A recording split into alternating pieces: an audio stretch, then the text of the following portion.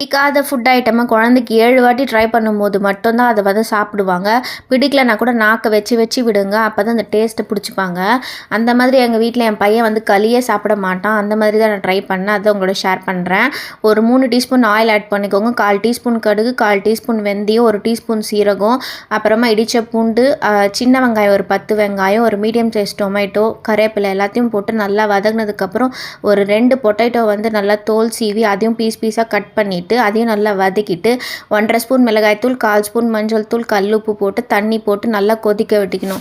Potato நல்லா cook ஆனதுக்கப்புறம் புளி கரைச்சல் திக்காக அரைச்சி அதில் ஊற்றிட்டு ஒரு 10 நிமிஷம் புளி கரைச்சல் நல்லா கொதிச்சதுக்கப்புறம் இந்த தட்டைப்பயிரை வந்து ஒரு 2 மணி நேரம் ஊற வச்சு 2 விசில் போட்டு வேக வச்சு எடுத்ததை அதில் மிக்ஸ் பண்ணிட்டா அதுக்கப்புறம் ஒரு 10 நிமிஷம் வேக வச்சாவே போதும். சூப்பரான தட்டைப்பயிறு குழம்பு அலாங் வித் ராகி களி செம்ம காம்பினேஷன். கண்டிப்பாக உங்களுக்கு பிடிக்கும். பிடிச்சிருந்தா லைக்கை தட்டுங்க, சப்ஸ்கிரைப் பண்ணிக்கோங்க.